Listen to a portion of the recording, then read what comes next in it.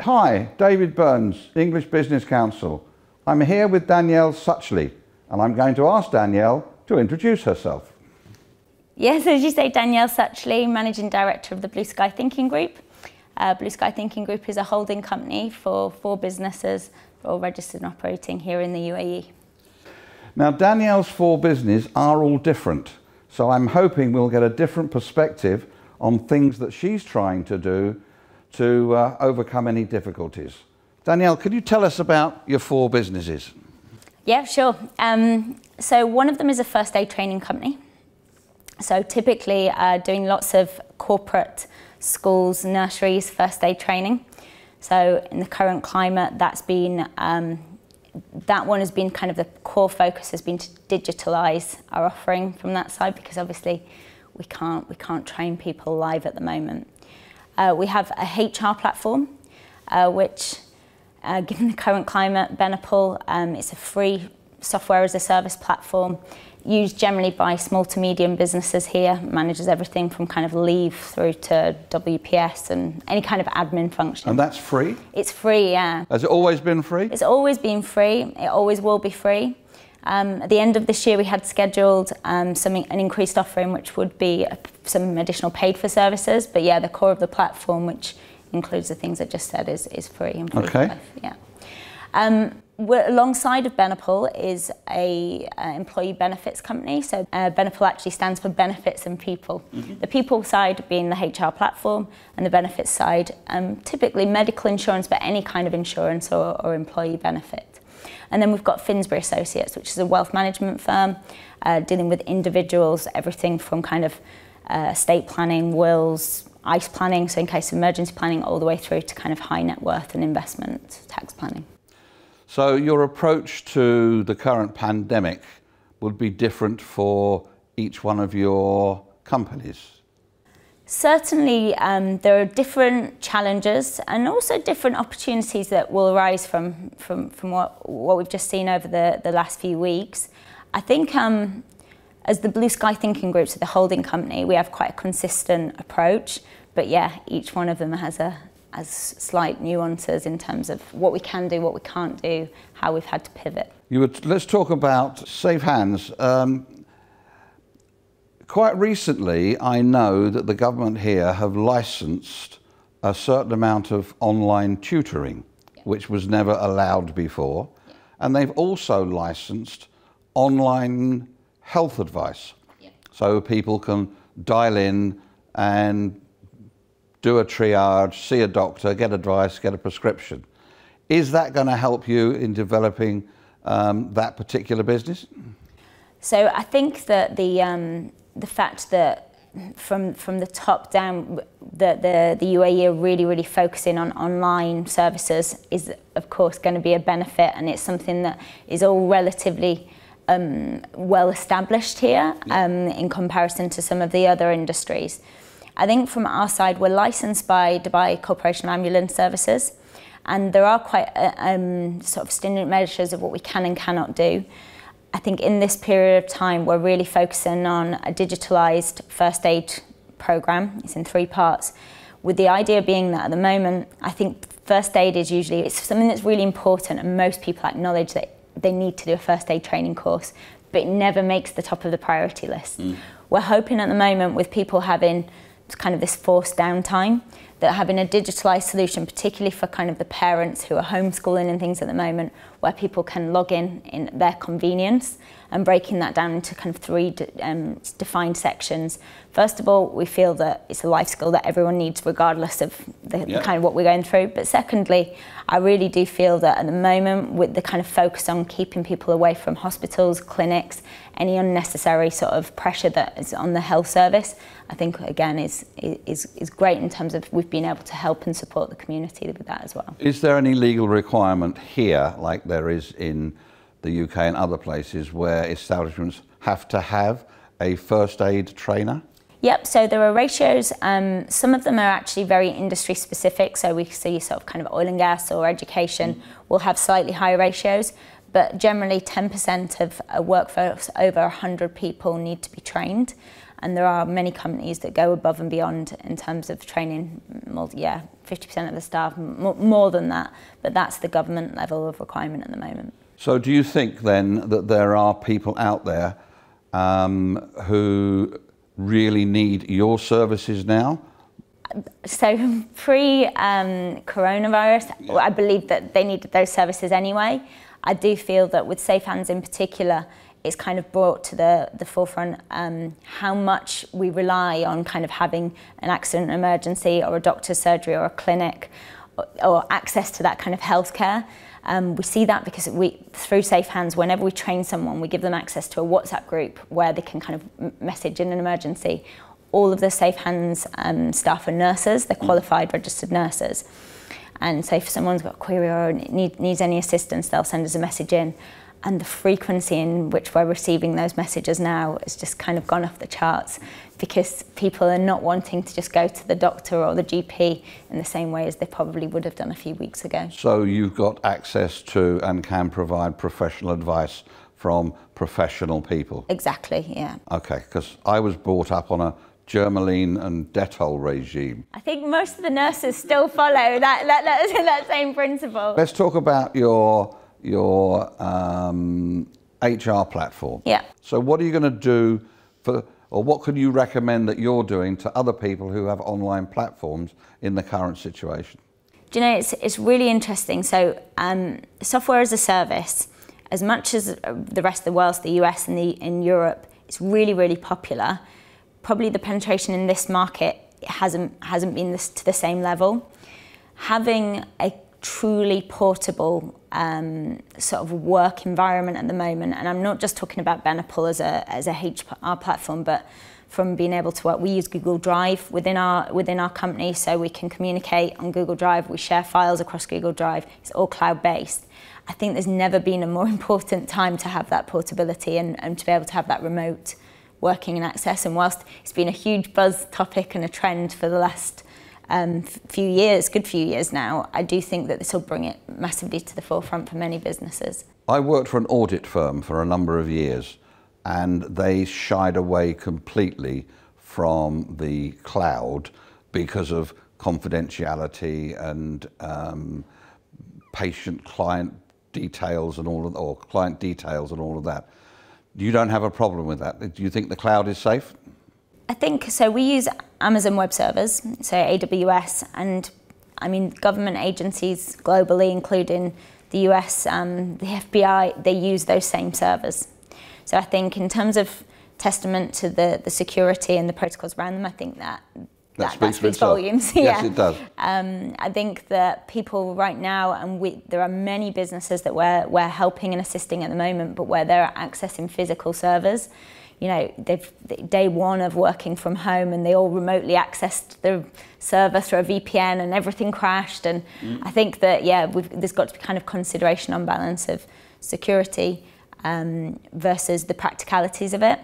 Also, if you kind of start to dig into data breaches and confidentiality and things, the amount of data breach that comes not at all from malicious acts, but actually through someone forwarding to someone the wrong email, or someone sharing the wrong file, or someone sticking a pen into your computer and downloading files intentionally.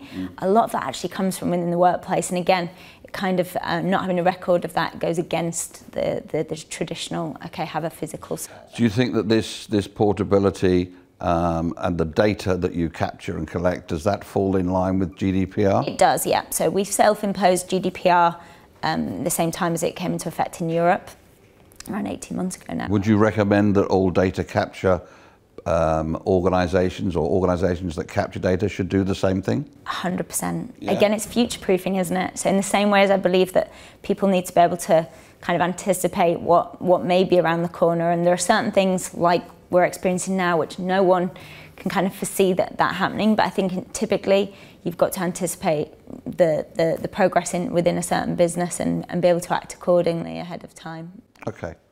Let's go on to your medical insurance. Yeah. At what level would you say your medical insurance is in relation to the local market? Because having been a healthcare professional and having looked at insurance, not only for a very large company, but for clients. There seems to be here a preponderance, too many medical insurance companies, and some are losing money, some are not providing the services that they should provide. How do you fit into all of this? Our focus client group are usually businesses in the SME space, but kind of the higher end of that SME space. We typically work with companies where they look at medical insurance as a benefit as opposed to kind of a tick box exercise. But in return, I think in terms of our commitment of delivering the highest levels of client service, I would challenge anyone to challenge us on that. So the way that we believe that we support clients is by not only having qualified, which is a really important part, qualified insurance brokers who specialise in insurance and understand insurance, but also we support those clients with our team of nurses from Safe Hands. So having them on hand to do health screenings, wellness strategies, to have those nurses on hand to be able to receive those WhatsApps from employees when they are feeling a little bit under the weather.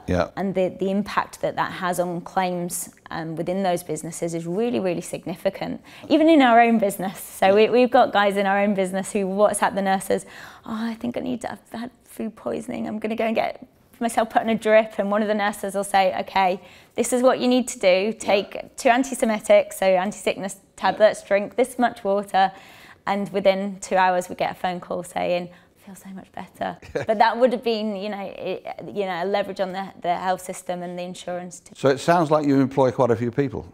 We do, so it's around 55 people locally. Okay, that's insurance brokers, nurses, and admin staff for the others. Yeah, that's right. Okay, and your last business? Finsbury Associates, so wealth management, all areas of wealth management, again, all UK qualified level 4 advisors or above. Again, from the wealth management side, dealing with lots of different types of clients, but everything really from ICE planning, so in case of emergency planning, so guardianship, wills, insurance, life cover, those kind of things, all the way through to sort of tax planning. And what do you think you need to do now that people are going to have to work from home? In the scenario for Finsbury, for example, all of your brokers or all of your wealth managers are all going to be at home. Is that how is that going to impact your business? So we initiated with all clients opportunities to book Zoom meetings, so digital meetings, and really, really well received. When did you initiate that? 2 weeks ago. Okay. Yeah. So just slightly ahead of the curve. We were slightly ahead of the curve, and I think for most businesses, they will have gone through that kind of process of, first of all, denial, and this isn't going to impact us, and it's a long way away. And then, but I think we kind of, or I certainly quickly moved through that and went into kind of, okay, this is probably a reality now, and making decisions a bit too early and being a bit too quick to react. I was kind of like, I'd rather regret that than the opposite way. So all commercial staff have been out of the office now for a couple of weeks. But yeah, Zoom, obviously they've initiated Zoom, Google Hangouts, all of the OTT services now, again in the UAE, which has been a huge help in being able to communicate. Do you think there's time for people to catch up who haven't reacted the way you did? Yeah, I think look, it's always better late than never. And I think there will be some people who maybe they've lost a bit of faith. Look at what happened in the UK. I mean, it was a real U-turn. So you could say there's been no knee-jerk reactions in your organisation? I think that there's been a lot of knee-jerk reactions globally. There's had to be, because time's of the essence. So we've, a couple of weeks now we've had our commercial staff, so people who are client-facing, working from home and trying to do digital meetings as opposed to face-to-face meetings. We have still had sort of skeletal operational staff in the office. Have you had to change your marketing plan for the future as a result? We're changing it by the day. By the day. It really is. It's fluid. It is. And making peace with that, I think, is really important in times like... Absolutely. Times like we're seeing now, So we're very much focused on the day and the week as opposed to what we're doing this month or this quarter at the moment. Okay. So if somebody was to say you're changing your marketing plan, then the question always arises, if you're changing your plan, the first thing you need to determine is where you want to be in 2 years' time. Where do you want to be in 2 years' time? So still around? That's it, isn't it? I think it's the primary objective is survive, and then the second to thrive at the end of it. So definitely decisions that we're making at the moment are kind of the quick wins, and not necessarily would be our focus in a typical sort of economic environment. But at the moment we're making decisions that are based on, okay, what keeps the revenue coming through the door, what keeps the cash flow relatively healthy. And I think that most businesses will be in that position for the... Running multiple companies means that you have multiple people involved. Do you find that the more people that you have involved hamper a quick decision-making process, or do you have a process where decision-making is quick? I don't want to sound like, the decisions have been led by me, and I'm strong-arming anyone into those decisions. What we decided to do and how we decided to implement decision-making over the next couple of months is to have a small team that kind of focus on the longer-term impacts. So there's myself, the CFO, the operations manager, our chairman and our HR director, who are really focused on slightly longer-term impacts and plans and provisions for that in sort of worst-case scenarios. And then the rest of the team focused on the short-term and keeping the wheels moving. And I think dividing that up has actually been pretty good. Like you say, we've not got too many cooks spoiling the broth in terms of making decision-making relatively quick. But also, if you have, the guys who are making sales focused on the long-term planning and financial woes of the business, it doesn't do much for morale and kind of that motivation in keeping the wheels moving. It's very much like a dysfunctional board, where you have people on the board that don't have the skill sets, but they still want the impact. And what you've managed to do is to split the responsibilities long-term and short-term and have the right people doing the long-term. Is that a strategy you would recommend for other companies in your field? 100%. You would? And I just think that there are so many, so when you look at any management structure, there tends to be people within the management structure or the board that are very much focused on their responsibilities to the business. And there are always people who are focused on their authority. So some people want authority, they don't necessarily want the responsibility. And so I think having people making decisions longer term on the business who are very much the responsible ones for the business, I think is a wise move in this. So all the people that you get your decisions from and talk to are all active working members within the organisation, or do you have not like one non-exec? So one non-exec and the rest of them active. So they're sat on the board but employed, so executive board or in senior management leadership team. Obviously, the non-exec has experience in at least one or two of the the companies that you run. Yeah, exactly. We've got some thoughts and comments from various people that I'm going to read out or put towards you, and you can tell me if they're doing anything, what your thoughts are. Okay. Build a more powerful social media presence of your brand.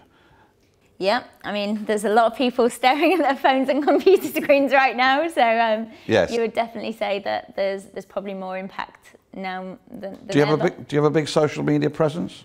We've been focused around content and content marketing for quite some time. I think everyone could do more, but it's certainly something that we've considered being quite active in for the last couple of years. Have you changed the management and reporting structures?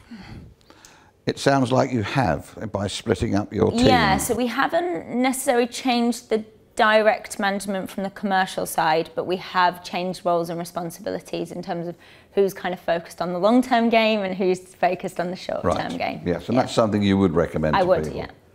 Encourage your executive team to create instructional vlogs that can be marketed as paid webinars. Okay, so I think that people are going to want experience, education, and they'll be prepared to, wherever that comes from at the moment. We're not looking to have paid webinars. We have looked, though, quite extensively, and we did, I think, 3 last week, of educational webinars in various areas, and they were all pretty successful, actually. So they were better attended than I thought. And they weren't paid for, they were free? They were free. So you're paying forward, you're providing people with information for nothing? I think that for us and the types of business that we're in, I think being thought leaders and providing expertise will ultimately benefit us from an ROI perspective. There are other businesses, if that is your entire business, so if you are in business consulting, if you're in crisis management, that kind of thing, then absolutely you need to be paid for your time and expertise in this moment. But for us, it was more supporting our existing clients and obviously attracting new clients based on our knowledge base. Do you think that's a crossover strategy that you could use for the other 3 businesses? Do you think that you could put together educational webinars, videos, whatever, that would cover your HR, your insurance and your wealth management? So we're certainly doing that at the moment. So we're at the downtime, it's been a content creation time. In terms of the format of them, whether they'll go out on socials, when they'll go out as an evergreen webinar, it hasn't been determined, but we're certainly in the process of filming that content at the moment. Okay, rethink your business and create a culture that's able to thrive on low energy, meeting-free discussion. One that's led by reward motivation, not group dynamics. Particularly in areas like sales, it's simply not possible to replace the atmosphere of an inspirational team meetings with the quiet of working from home. So companies need to rethink the way they interact with critical hunter-gatherers and provide inherent reward packages that are motivating in themselves. Okay, I think that so any business needs to have well-considered reward packages to incentivize people over a longer term. I think in the current climate for our business, we're still doing our Sunday morning meetings, we're still doing our sales shout-outs. Wow. We're using Google Chats at the moment to be able to communicate, but also Zoom. So Sunday morning we had 45 people all on there. We still did the well dones and the shout-outs of the week. And as much as, it's not a buzzing sales floor, it certainly was. We had people WhatsApping in and congratulating each other, and it helped to increase the vibe, I think, within the business. So I would disagree that there's no way of recreating it. I think, having a good reward system is always important. Excellent. After the first 2 weeks of working at home, evaluate which teams and departments can stay there, and then plan to downsize your office space. There's a lot of talk at the moment that's what people are going to realise, that we have 6,500 square feet of office space, and at the moment we've probably got anywhere between 5 and 10 people in that space. Yeah. So we usually have 55, 60 people in that space. It wouldn't be something that for us is a priority as a business. We have quite a long-term lease, we have long-term system, but for anyone looking to offload some cost quickly, if they've seen that's successful and works for them, I'd just be very careful over the testing period, because I think a week or 2 weeks of working from home versus a year or 2 years of working from home is probably a very different beast. Yes, I think so. And there's always been discussions in terms of Dubai in particular on who can work from home and what if you can run a business from your house, because you're not supposed to. You need licenses to do that. So there is always difficult. I think during this time nothing is being said reinforced. About that. That's not enforced because you have no choice. But at some point, when real estate doesn't meet up to the expectation of not being sold because everybody's now working from home, there's going to have to be a correction somewhere. Yeah, I'm sure you're right there. I think in the short term, so probably smaller office spaces, registered office spaces, we may see that as being a trend. Advice from influencers. Joyce Nunsden, PhD, leading image influencer and founder of the Image Maker Incorporated Communications Group. Okay. So she, PhD, she must know what she's talking about. Yeah. Yes. Capitalise on the power of social media. Agree? Again, I think everyone's staring at the screen right now. Skip the sales pitch. Keep it real and informal. It's not advertorial. That is not what it's for. It's called social media because you are social on it. Yeah, I think that if I look at the brands, so Safe Hands actually has probably got the strongest following on social media and the most engaged following out of all of our brands. And actually they're really informal and almost quite jovial because it's such an, an important and really serious and sometimes a little bit depressing subject. The nurses do their very best to try and keep it light-hearted and fun, and we do see a much higher engagement with that. So, you do. My mother was a nurse and my mother-in-law was a nurse. Okay. And nurses have a very weird sense of humour. Yeah, they have. They really do. Yeah, they're a little bit sinister at They times. are sinister, sinister. Especially when they've been to a party, they can say things that you wouldn't even dream should come from a nurse. Yeah, the Safe Hands following I think comes a lot from, they have this in joke between all of them on social media where they jump out and scare each other in like secret places, and the following of it is huge, but I'm like, someone's gonna have a heart attack on the back of you guys jumping out. I think they're built of sturdier stuff, really. Some of the things they have to put up with, that's for sure. Be authentic and reach out to folks who share your interests. Yeah, I think authentic's one of our values as a business. I think, yeah. I think people smell it, taste it, sense it from I think people do business with people they like. Yeah. So if you come across as false in any way, yeah, they'll say yes, but then they'll move away. 100%. Yes, I agree there. Tom Peters, he's quite a well-known commercial guru.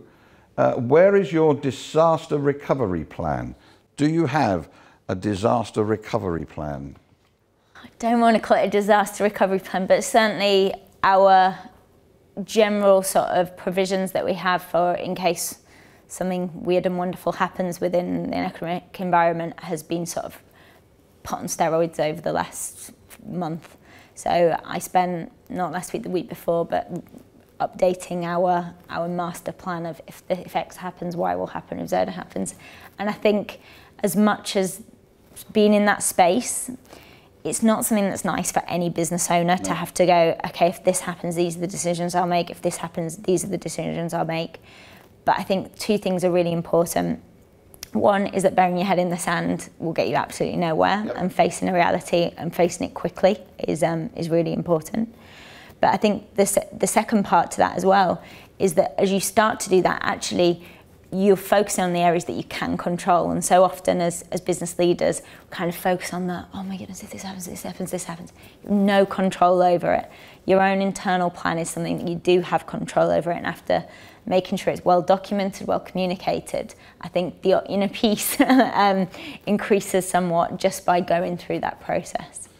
I've been speaking to people obviously over the last week to 10 days, and there are quite a few people who have a very blasé attitude, not quite sticking your head in the sand, but, it's all going to pass over and nothing's going to happen and we'll be all right. And yet every day the goalposts change, and having a plan in place is something that is really important. But I've also met people who put those plans in place for other people and yet don't do it for themselves.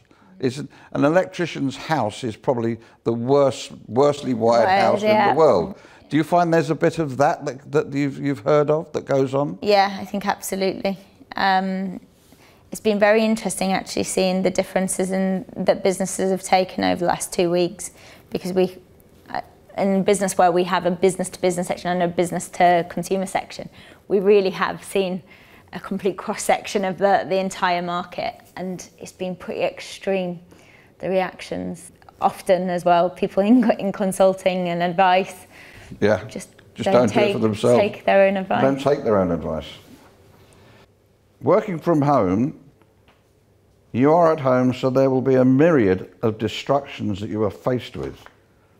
Things like the doorbell, deliveries, the washing, the kids, the TV, social media, the partner. Let's accept that some of these distractions can be prevented and some cannot. And the distractions are reality, so long as you are not taking over the whole working day. How do your people cope with how do you cope knowing that your people are having to cope with those sort of distractions?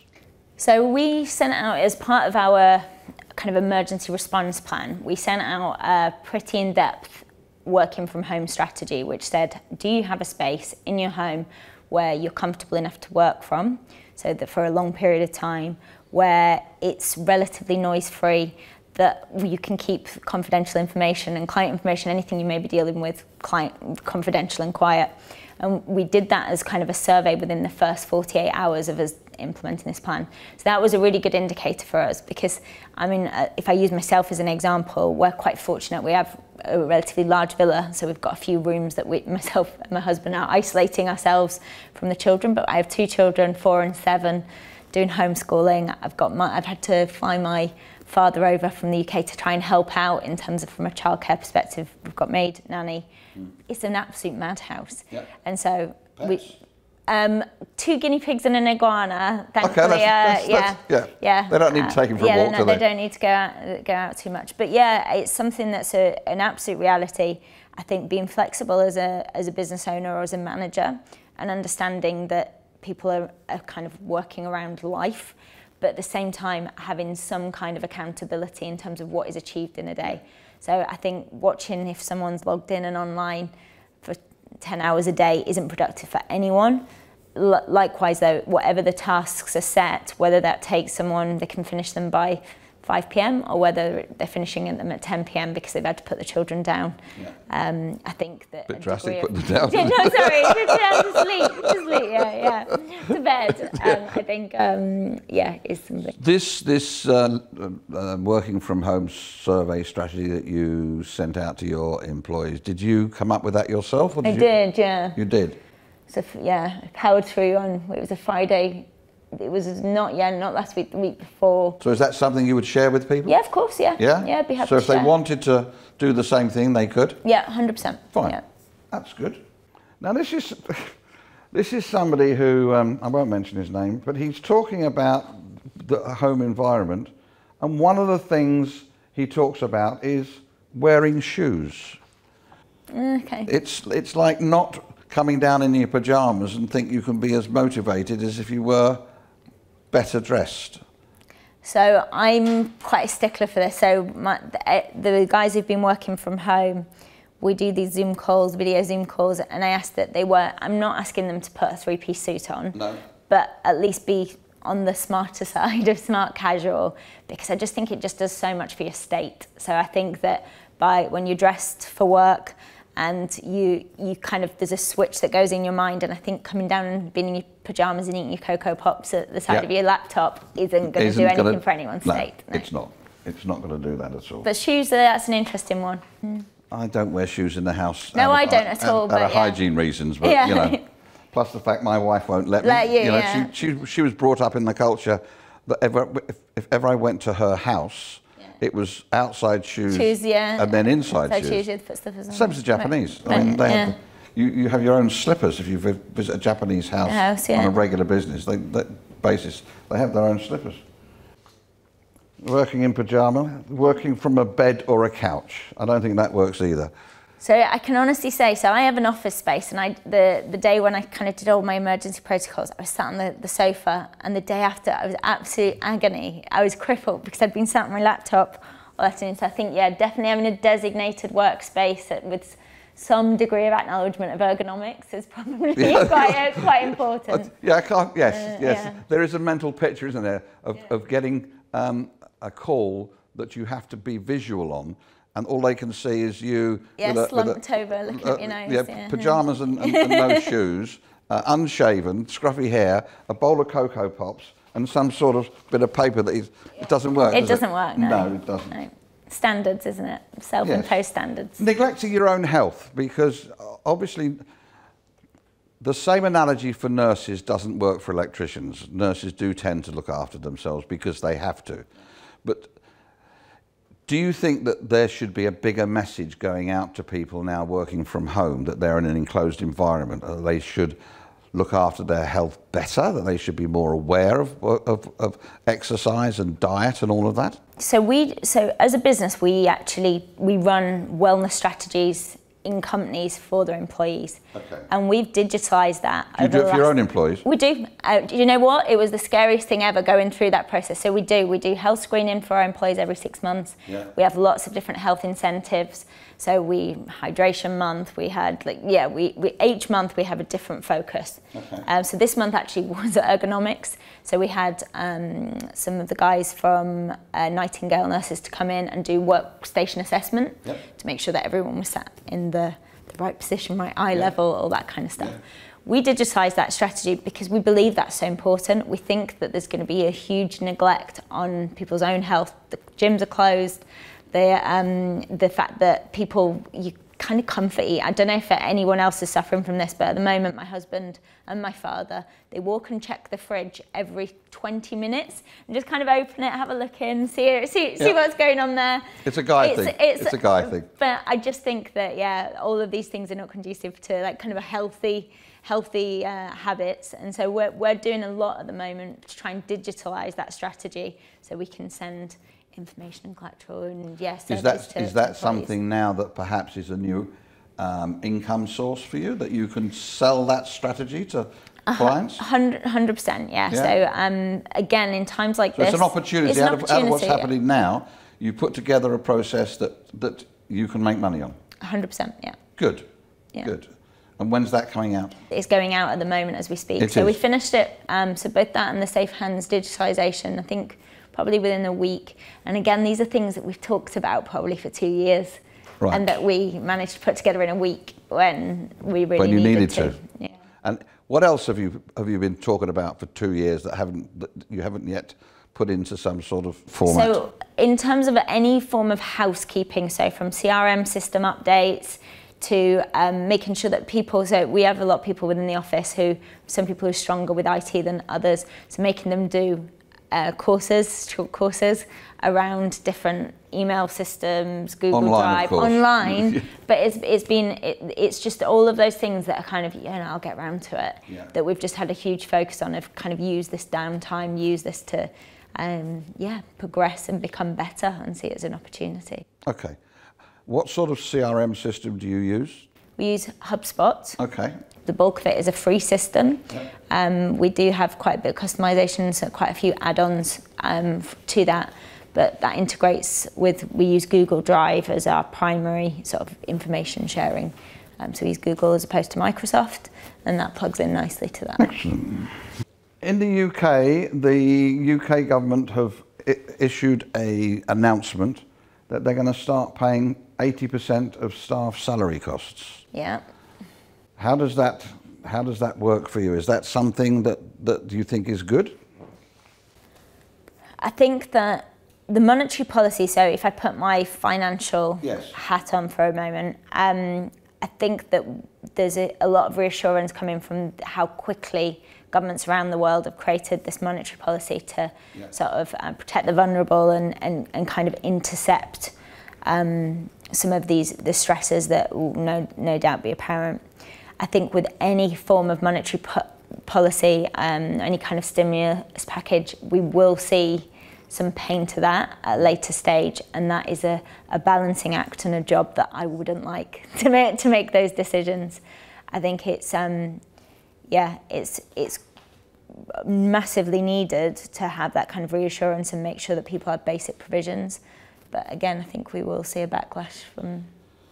Unfortunately, I think everybody does. Supermarkets have gone on a hiring spree as part of their battle to cope with the virus. Tesco's, Asda, Aldi and Lidl said they would hire thousands of staff after hugely increased demand saw shoppers clearing shelves. Panic buying UK, which has become quite widespread, and yet not here. And supermarkets are closing it, a complete opposite end of the scale. Do you know, so I've got my father over at the moment. My mum actually says she's not retired yet. She works in HR for one of the big supermarket chains. So she's on the front line at the moment of everything that's going on. I think that we are incredibly fortunate here in the UAE that whilst we may grumble and moan from time to time about certain inefficiencies or things that could be better, I think on the whole, there's an incredible amount of trust for the leadership of the country. Yeah. And I think we're pretty united in that leadership. Well, we have to be, but we are all united with that leadership. And I think that is really telling at the fact that people aren't going and clearing the shelves, and they're not panic buying, and they're listening to what they're being told to do. Yeah. By contrast, in the UK, there's just such a divide at the moment, and such distrust, I think, in the leadership of the country, that's ultimately pouring fuel on the fire. Mm-hmm. And yeah, you kind of want everyone like, please just stop. It just seems mad. But when you're surrounded by it, it just is self-perpetuating, right?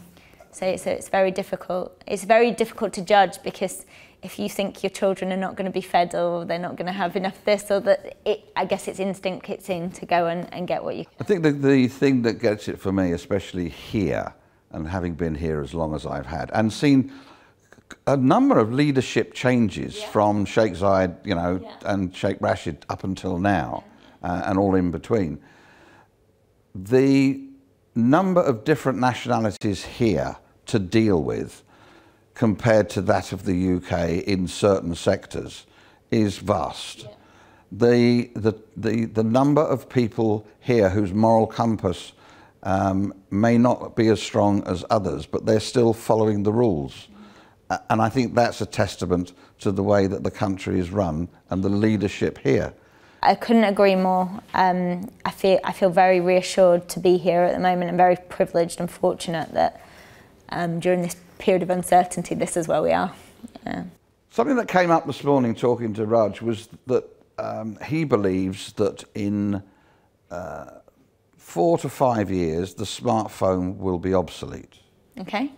Because we're going to have things that you can just plug in or hang around your neck or put on your wrist, and you won't need a smartphone because you won't need to store the data that you're storing now, that it's pocket friendly and it doesn't need to be.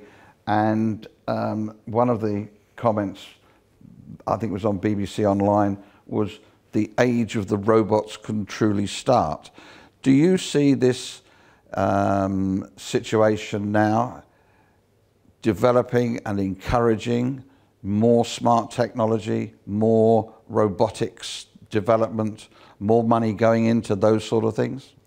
I think there's already such a huge amount of money going into robotics and kind of automation of any type. I think there's obviously the big test to how successful these things are. So they have Google Glass, they already have the technology that you could be wearing a contact lens, and instead of using a computer screen, that you could see information above the eye line. I mean, that just blows your mind, doesn't it? It's just absolute madness. But that is ultimately what will drive the adoption of it. It's whether people are ready to take that leap. And I mean, you remember when internet banking, there was like a huge distrust around internet banking. It was like, no, I'll carry on with my paper statements, and no, I want to go in and see.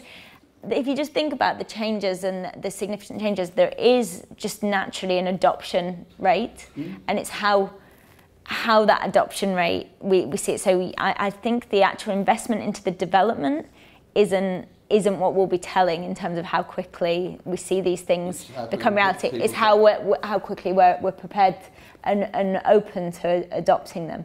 And as much as the technology is this huge rate, you do now see people who are wanting to unplug and kind of move away from being completely contactable and connected and on all these social media platforms. And I wonder, could it do full circle almost? 10 years ago, I attended a international accounts firm's annual general meeting in Auckland, in New Zealand. And I was given some speaking time, and we were talking about the development of social media. And there was 100 managing partners from offices around the world. And I asked the question, how many of their offices were on social media, Facebook or whatever. Instagram, I don't think was around in those days. It was sort of Snapchat or something else, but certainly Facebook and LinkedIn. And I think 50% 10 years ago had embraced social media. Our managing partner from Germany put his hand up to ask a question, and he stood up and said, and I quote, "It will never catch on." I mean, it has, and it will just get more and more. Where does it stop? At what point, are we going to be walking down the street and everything's just going to be there? I mean, I have a 4 and a 7-year-old, and I mean... And they're all computer literate, of course. Yeah, of course, yeah. They're doing homeschooling at the moment from their iPads, and I look and I go, well, yeah, where will it be in 3 or 4 years' time? And again, I attended a huge conference over in the States. It was probably 3-4 years ago now. They had some phenomenal speakers in sort of the Google and Microsoft and the keynotes. And again, this is where they were talking about the Google Glass and the advancements. And it really is a reality that children, my children's age, could end up having children in their class who are actually, that they have things like this, the Google Glass. And I mean, it's just another world, isn't it? Education systems that would have to support. I mean, it is just will schools become obsolete? This is the global game changer of all time. Yes? Yeah, I think you're right, yeah. Danielle, thank you so much for coming in and talking to us. Thank you for having me. Yeah, so it's Danielle Suchley, our general website, so blueskythinkinggroup.com, and from there there's links into all of the different brands. And of course I'll share any documentation and things that we've discussed today in case anybody will find it valuable at all. Thank you very much. Thanks.